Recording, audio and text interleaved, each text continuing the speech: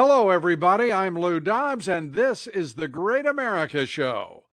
Great to have you with us on this great, beautiful day in America.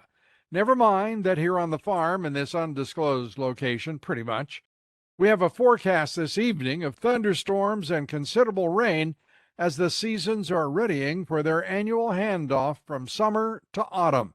A wondrous, brilliant season that is always a feast for the eyes, with stiffening breezes that get us all ready for the onset of noticeably colder weather. There was once a seasonality to our national politics as well, remember? But as you've no doubt noticed, that seasonality has yielded to unrelenting, tumultuous constancy of the unexpected. Political events and news that never stop and instead churn through our media year round, grab our attention, grab our consciousness, if even for seconds only. Politics are now a year-round affair. And speaking of now, this moment is illustrative of the ever-present political chaos that goes on from January through December. No breaks, no ends, only infrequent lulls and perhaps pauses that don't last long at all. Our politics never end, certainly not with elections, and there would be no obvious beginnings or ends if it were not for the time chart called a calendar. And there is that one day that comes around every 2 years. It is, of course, Election Day, and that date this year is November 8th. More of a division. Everything before it now is Campaign 2022, and everything after it is Campaign 2024. As the calendar rolls on, one political storm after another, no seasons, only event after event, incident after incident.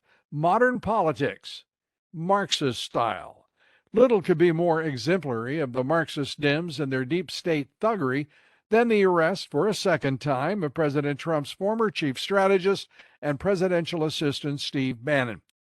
Bannon, now a hugely successful podcast host of Steve Bannon's War Room, defiantly yelled out as he was being arrested for money laundering and conspiracy in the private Build the Wall project.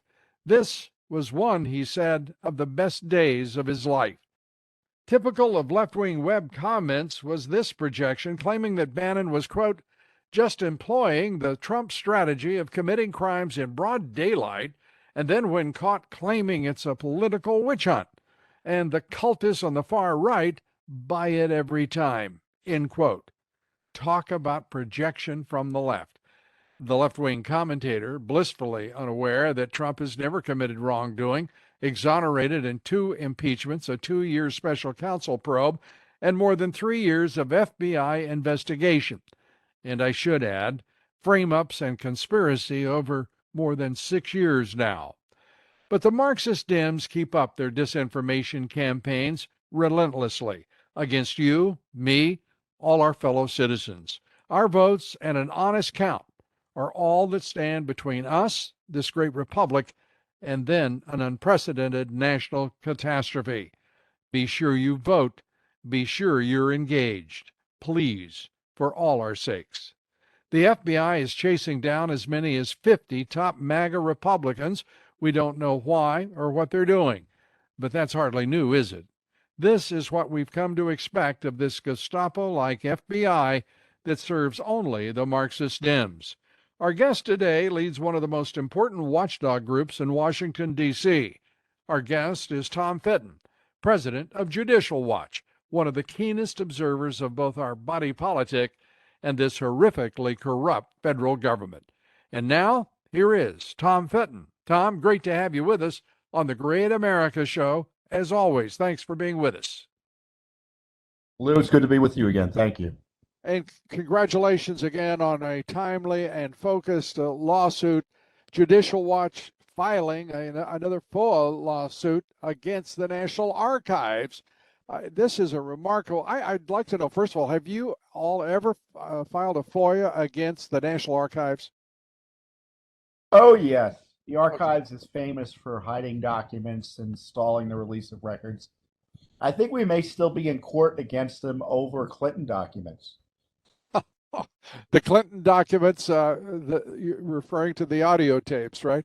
No, I'm actually referring to just Bill Clinton's, records from way back when. But you raise another interesting thing. I mean, we asked about the what the National Archives was doing back in February. Of course, they've been stalling. So, we rushed to court to find out what happened. And, because we know something's up, because as you mentioned, our experience with Clinton records, specifically 70 plus tapes he kept in his sock drawer that had recordings of him having phone conversations with foreign leaders and members of Congress and such.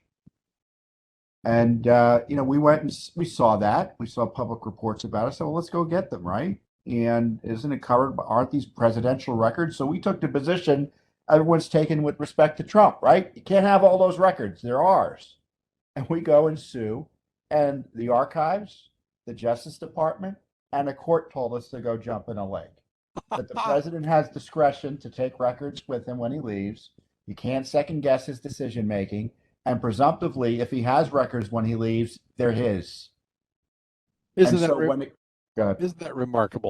Isn't that remarkable? So when it popped up earlier this year that the archives was in this battle with Trump about so-called presidential records, I got a little upset because we had lost making that exact same argument. And the archives had told us just the opposite when it came to Bill Clinton. So they're lying to the courts. They're lying to the people. Their prior legal position had been, and the court position had been, these are not anyone's records but President Trump's. He had a right to them. They're presumptively personal, and the archives has no business demanding anything from him. And that, to me, is a basis to turn back everything they took from him back to him. And I mean everything. And the cover up here is for real, isn't it? I mean, you think of the National Archives, and you think of a bunch of folks in dusty rooms, barely lit, walking around with books and documents in their arms, naive and indifferent to all that is happening outside the walls of the National Archives. These people are as politically motivated as anyone in any corrupt agency in the government, it appears. No, when you see them change their position with respect to Donald Trump while taking a different position with respect to Bill Clinton. For instance, Clinton still has these tapes, right? Right. When the president talks to a foreign leader, that conversation is presumptively classified. Why aren't they going to raid his home? And we could talk about Hillary, and that's a whole other kettle of fish. But it is so obviously political. And, and I don't want to get bogged down too much in the question about the legality of whose records these are, because we know, and you know this, Lou, if it wasn't going to be about the records, it was going to be about some other pretext. And so the records were the pretext. And if it wasn't the records, it would have been January 6th or, something about his fundraising. I guess they're looking into his fundraising now. The harassment is without precedent. And the idea that you would be raiding a president's home based on slim reads such as this suggests that they were just out to get him. It didn't really matter what the facts and the law were. We've now entered the seventh year of the political persecution by the Marxist Dems and the deep state of Donald J. Trump. Yep. We are now in the 7th year, and he has not even been found guilty or even a charge that made any sense of even a speeding ticket.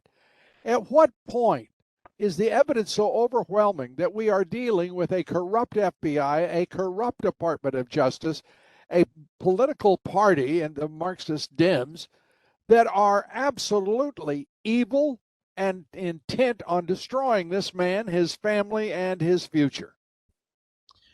Well, there's a core group that understands that here in Washington and presumably here in Congress. But the leadership of Congress of both parties obviously doesn't buy that. And until we have a different approach in Congress, and it might be it has to be spurred on by the people. I mean, if this is important to your listeners, they need to let their members of Congress know you can't ignore this anymore. And and Congress needs to reform, restructure, defund, tear apart, build back up, whatever they need to do to clean up those two agencies. Because right now they're fundamental threats to the rule of law. They're antagonistic to it, and they're political operations that sometimes do law enforcement, but chiefly are political operations, and that's dangerous to have a law enforcement agency that's there to pursue the whims of politicians against their political enemies. That way lies the end of the republic. The republic's end seems to be considerably closer than I would have ever imagined.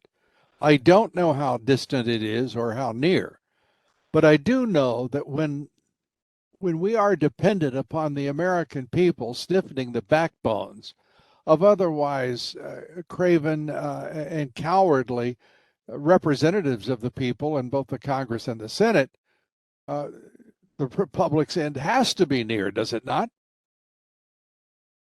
Well, our founders have warned us that, a Republican form of government is not just self-sustaining. There has to be work and vigilance and protection of it. And, the current political leadership here in Washington, D.C., don't care that much about the superstructure of our Republican form of government, where you have the president attacking the presidency, you have Congress attacking the presidency, you have Congress attacking Congress, you have Congress attacking the Supreme Court, you have you have many courts trying to insert themselves into legislative matters. So, so our Republican form of government, the Republic is tottering, and it's certainly can be straightened, but we have to understand what the problems are, what the challenges are, and confront them directly.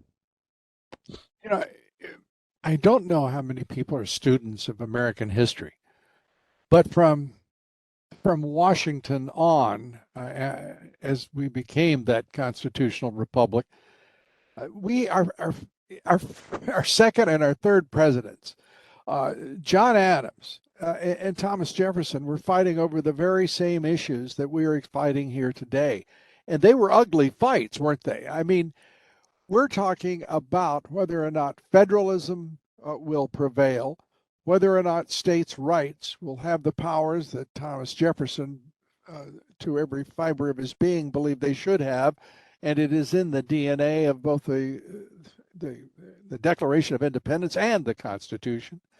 How can we persist in this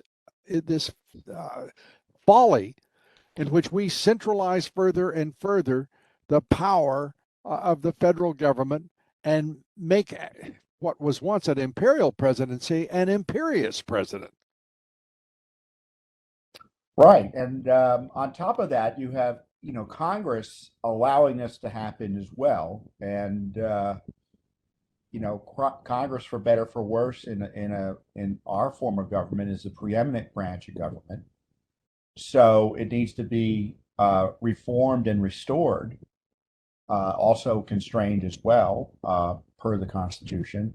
So there are several challenges, and the positive, the glass half full approach is that it doesn't take a lot of new leadership in order to change things dramatically. We saw that with President Trump. Outside of the outrageous attacks on him, and all the bric-a-brac he got into with the establishment here, he had substantial policy changes that restrain government in ways that no other Republican has been able to do. And that was because you had one person in the right position. So imagine if you had one person in the right position in the presidency, one person in the right position in the speaker of the House. Same for the majority leader in the Senate. You could have a very different government, and so that's both frustrating because it's so close, right? In terms of, well, that's possible, but also I'm hopeful that things can turn around relatively quickly if we have a change in leadership. There was no consequence, and I'll tell you why I take the glass half empty view, as you would style it. and that is that we watched an election stolen by the Marxist Dems. We have watched a Republican Party do very little to change the outcome. to avoid a replication of 2020 and 2022. I'm deeply concerned about the integrity of the electoral system. We're dealing with electronic voting machines that we see, 92%, by the way, three companies control 92% of all of the vote counting for 92% of the voters. I mean, and by the way, those are private companies. These are not public companies, and they are not transparent companies.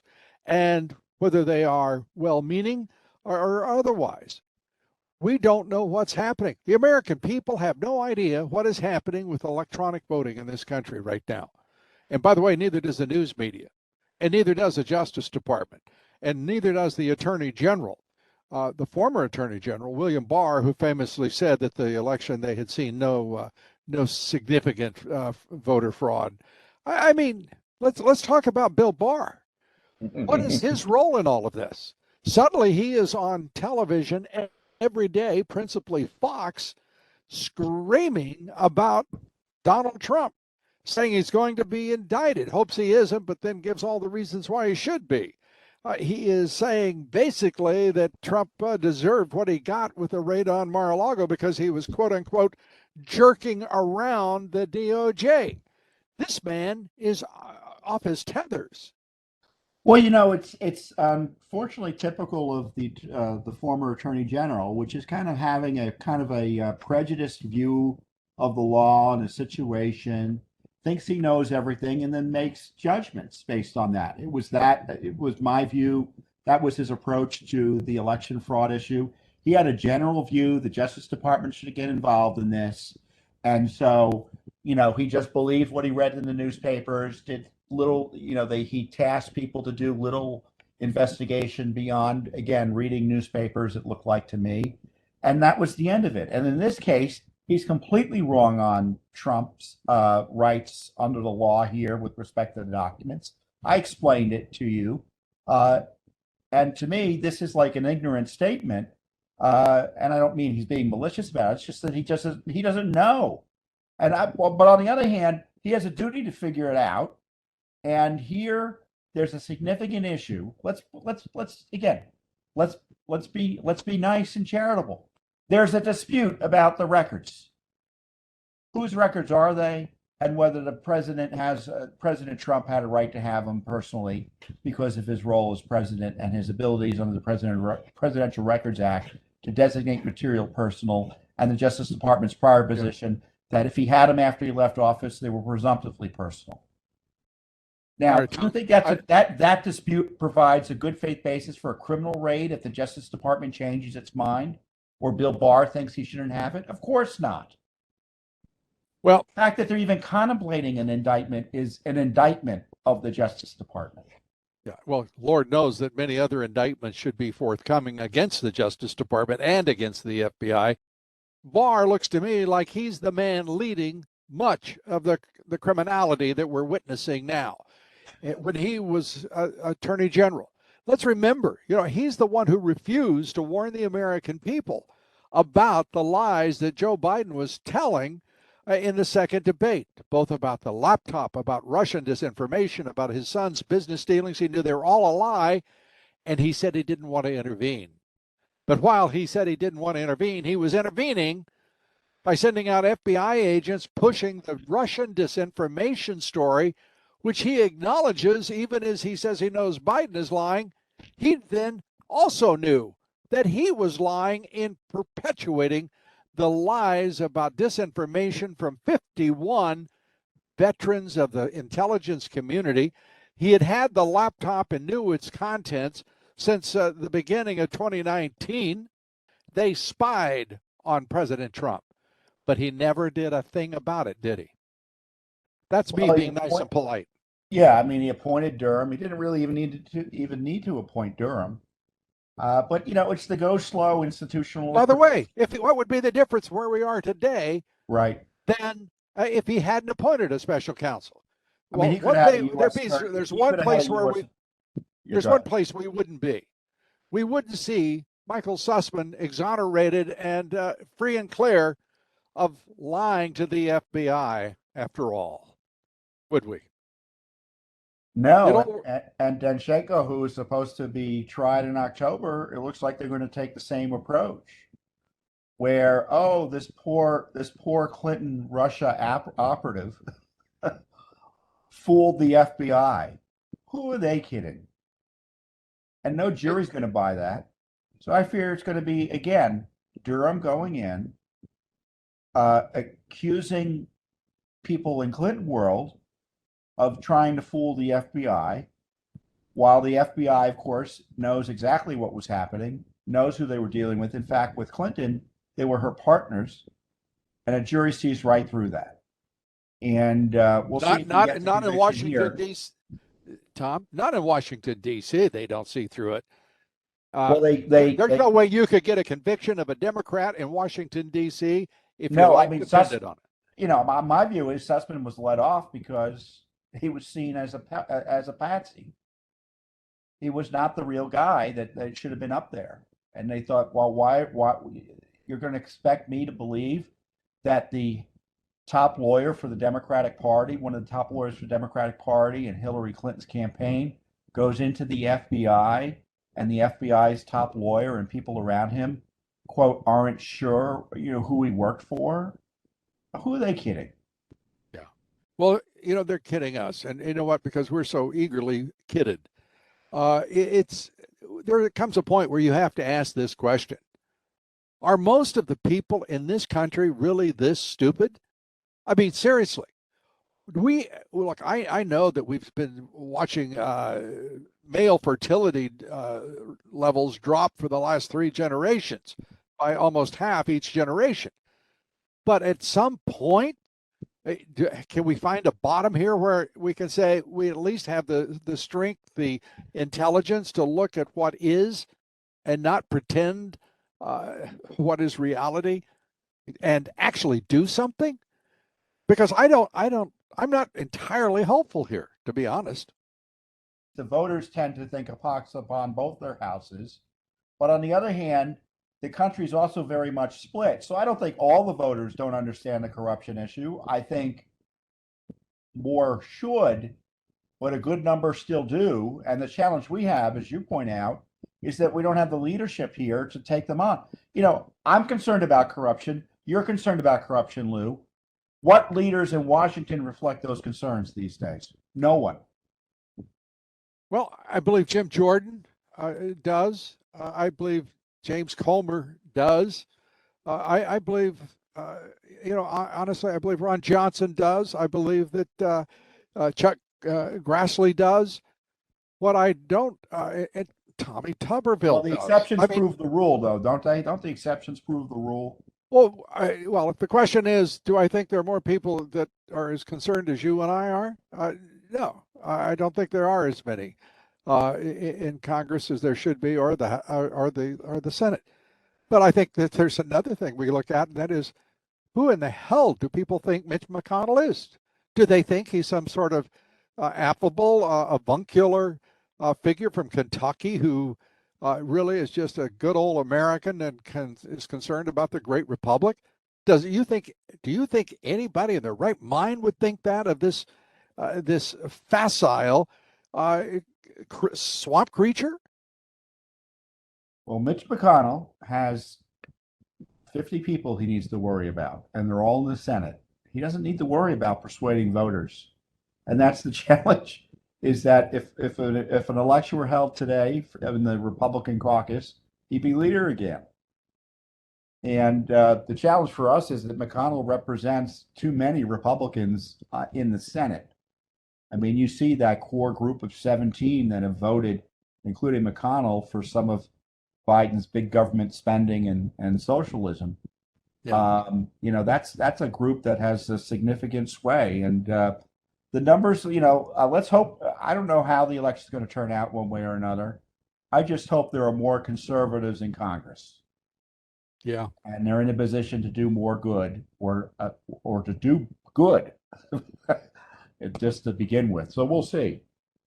Well, let's talk about Donald Trump. What does he do here?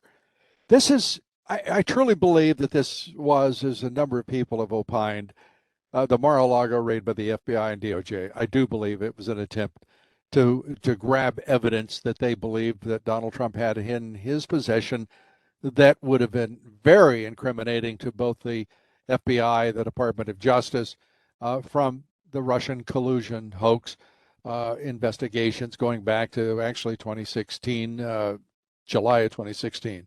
Yeah, But I agree with you there. Yeah. and and now what is Trump to do? He obviously has seen the records and knows what the records are that he declassified about Crossfire Hurricane, the origins of the collusion hoax. Why? What is to stop him from simply saying, taking those documents and throwing them out the window and saying, "Here, the truth will set you free," because the deep state and the Marxist Dems did everything they could to suppress those records, despite a presidential order to release them. What should he do? Well, he doesn't have them now. Hopefully he can get them back and then potentially release them. Are you sure of that? Are you sure of that? Well, I don't know what he had. If indeed they took those records from him, he doesn't have them now. I mean, I would take the position if I were him. These are all my personal records. I want them back. They're declassified. I kept them as personal records, and they're mine to do with as I choose. Now, what we did separately, because we saw that they had been supposedly, they had been declassified by President Trump. We said they've been declassified. Where are they, DOJ? We want them. And of course, they ignored us, so we sued in court.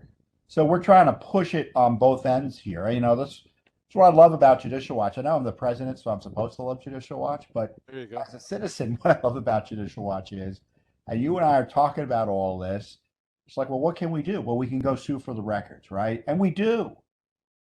We just don't try to complain. It's not just complaining about it and commenting on it, is that Judicial Watch, I hear what you say, and it's like, well, maybe there's something else we can do. And then we go ahead and do it legally. And that's just the great thing. And the great thing still about this country is that we're at least able to go in and get some accountability. However, insufficient sometimes it is, but it's better than what we would have had if we didn't go in and sue. That's for sure. Well, I agree with you, and I'm not even in the employ of Judicial Watch, and I believe that that all the service you do for this nation is first of all is immense and appreciated. But I also believe that we are now at a point where the crisis is upon us. The issues are exogenous and existential. I wish I could think of another X word to put it there alliteratively.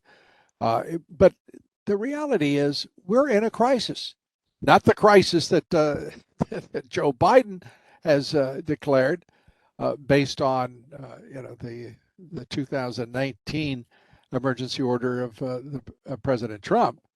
I mean, this is the very existence of this government, this system of government. It's at hand. And I just get no sense of urgency whatsoever from the Republicans or the Democrats, frankly. Well, the Republicans, the Democrats know what they want to do. I mean, I've been observing that the Democrat Party is now kind of torn between the communists and the corrupt corporatists. And with the last few weeks, the communists have been winning, at least rhetorically. And frankly, when you have the president of the United States talk about, his political enemies being enemies of democracy and basically outside the protection of the, outside the wall, right? Yep. And then he raids his opponents, and concurrently he's raiding the president's home, President Trump's home. And then Stephen Bannon gets indicted, and they're trying to prosecute state officials who dare to dispute the Biden election. I tell you, what must foreign leaders be thinking about us? I mean, they see, wait, the president raided the other president's home. They're trying to prosecute him. They're going after all of his aides and people who supported him in the States. They recognize what's going on, I'm sure. I fear, as you point out, Lou, is that we don't recognize what's going on. Right. The Republic is slipping away. and we're hurtling towards despotism. And we know what Xi Jinping is thinking, I believe, and I think it's uh, always in the Chinese propaganda papers, uh, when they talk about taking Taiwan, when they mean to invade Taiwan, they're going to challenge us, sure as shooting, to use an expression, I think very soon, because they're watching a feeble, impaired puppet of a president. And their only question right now is what does the Marxist cabal that manages the Democrat Party and this presidency, uh, what do they do if we take steps, aggressive steps, to secure Taiwan and to expand our influence across the Indo-Pacific region? I think it's an open question, and I think it's a scary answer. Well, and you had a bunch of adjectives to describe Biden, but one you missed is he's compromised. He's compromised because of his family's business relationships that are corrupt with China.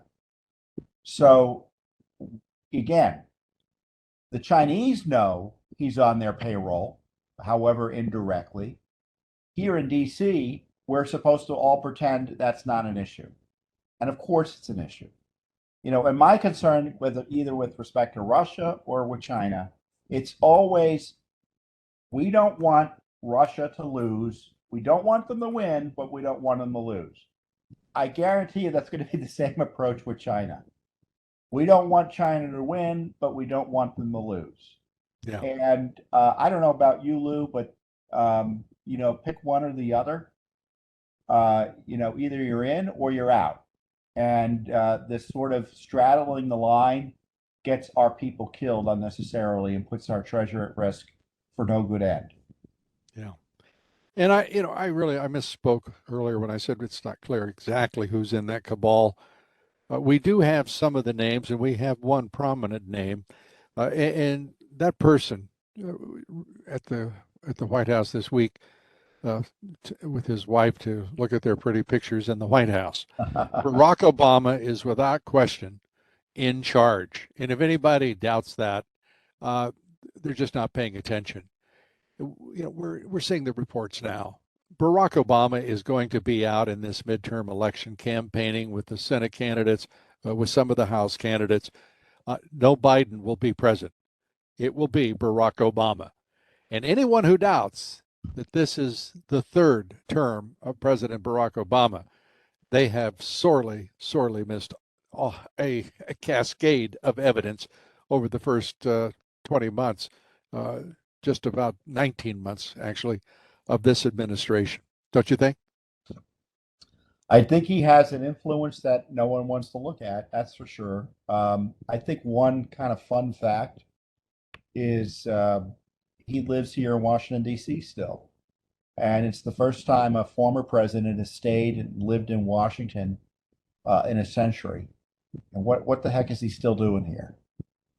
And I think the question answers itself. Yeah, I think so too. And I think it's also interesting that probably Barack Obama has spent more time as a result in Washington than has uh, the the purported president of the United States, Joe Biden. I mean, he's been on vacation 40% of the time.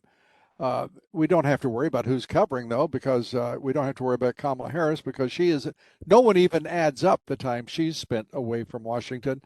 But it's clear that Obama is a more than adequate fill-in for President Biden when he's on the seashore. So we always give you the last word. Our guests get the last word every time. And Tom Fitton, we are delighted you spent this time with us and enjoyed it thoroughly. Your concluding thoughts, sir? Well, to conclude in the positive direction, we know what to do. We know what the problems are, and voters should act appropriately. And they have to be, and that goes beyond voting. It means letting your elected officials know what your concerns are with respect to election integrity, this core corruption issue, this anti-constitutional approach by the Biden administration to governance, Because our republic's in crisis, and we just can't just don't presume that everyone in Congress knows what to do. They need to be told what to do, and they need to be told by their constituents, and they're listening to you right now, Lou. Thank you. The consent of the governed still at work in this great republic. Tom Fitton, as always, great to have you with us. God bless you. Thank you. God bless you too. Thank you. Thanks, everybody, for being with us. Coming up on the Great America Show will be Congressman Jim Jordan, ranking member of the House Judiciary Committee. Please join us here tomorrow. Till then, God bless you and God bless America.